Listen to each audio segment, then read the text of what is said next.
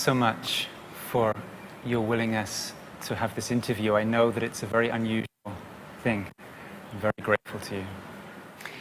Amma, you sit in darshan with 10,000 people receiving your darshan, looking at you. When you look from your chair and you see all of these people, what do you see and what do you feel? వాళ్ళందరినీ చూసినప్పుడు నాకు వాళ్ళంతా నా బిడ్డల్లాగా అనిపిస్తుంది. వాళ్ళందరి కష్ట సుఖాలు నేను అనుభవిస్తూ, వాళ్ళందరికీ క్షేమాన్ని కోరుతూ, బ్లెస్ చేస్తూ, వాళ్ళందరినీ దీవిస్తూ ఉంటాను. వాళ్ళందరి కోరికలన్నీ వస్తారు కదా, దీవిస్తూ ఉంటాను. Amma, I hear reports of many miracles which happen around you. People become healed of diseases. People have money flowing in their life that was not there before. Relationships get better. When these miracles happen, are you consciously aware of each one, or does it happen spontaneously? అవును, నాకు అన్నీ తెలుసు. జరిగేదంతా నాకు తెలుసు. కొన్ని నాకు తెలియకుండా జరిగిపోతాయి, నాకు తెలిసి జరుగుతాయి. నేను సంకల్పం తీసుకుంటాను. కొన్ని న్యాచురల్గా ఆటోమేటిక్గా జరిగిపోతాయి. నాకు అన్నీ తెలుసు. Amma, the divine force expresses itself differently through you than it does through Bhagwan. What is that difference? అమ్మ భగవాను ఒకటే. భగవంతుడిలో రెండు, ఒక పక్క తల్లిగాను ఒక పక్క తండ్రిగాను ఉంటారు. భగవాను తండ్రిగా వాళ్ళకి అనుగ్రహం ప్రసాదిస్తారు. అమ్మ తల్లిగా వాళ్ళకి కోరికలు అన్నీ, వాళ్ళ ఆశలు,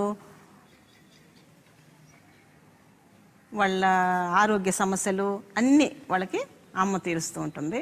భగవాన్ వచ్చి వాళ్ళని ఎలా పైకి తీసుకెళ్ళాలి, ఎలా ముక్తి మార్గంలోకి తీసుకెళ్ళాలి అని భగవాన్ ఆలోచిస్తూ ఉంటారు. ఎప్పుడు అదే ధ్యానంలో ఉంటారు. అమ్మ వచ్చి ఈ ధ్యానంలో ఉంటుంది, వాళ్ళ కోరికలు తీర్చే ధ్యానంలో ఉంటుంది. Amma, you have a son, Krishna. I have met him in Los Angeles, and you have also daughter-in-law and grandchild. Yes, yes. I met all of them in America. Amma, as a mother and a grandmother, what is your vision for the youth of this planet? యూత్కి నేను ఇవ్వదలుచుకున్నది ఏమిటంటే, వాళ్ళు హృదయం వికసించాలి. వాళ్ళు వికసించి వాళ్ళ బుర్రతో ఆలోచించి చేయకుండా హృదయంలో ఏం వస్తుందో అదే చేయాలి. అదే నేను ఇవ్వదలుచుకున్న message. Amma, all over the world, women today are emerging as leaders, and they are getting a level of respect and listening which has not happened before. Women are emerging as political leaders, religious leaders, in all kinds of ways. What is your message to women? There are more than 3 billion women in the world. What is your message to these 3 billion women? స్త్రీ జన్మ ఎత్తిన తర్వాత తను చదువుకోవాలి బాల్యంగా ఉండేటప్పుడు.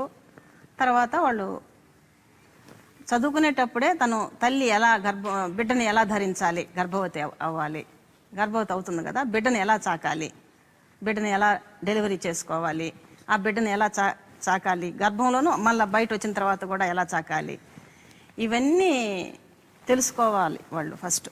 అంటే వాళ్ళ హృదయం కూడా వికసించాలి. వాళ్ళకి అది అనుభవం ద్వారా వాళ్ళు తెలుసుకోవాలి. తెలుసుకొని అప్పుడు ఒక ఉన్నతమైనటువంటి ఒక మానవుణ్ణి వాళ్ళు సమాజానికి ఇవ్వగలుగుతారు. అప్పుడు కొత్త సమాజంగా అయ్యేదానికి అవకాశం ఉన్నది. స్త్రీకి ఆ విధంగా తయారవ్వాలి. Amma, you are known as the Divine Mother. What is the Divine Mother?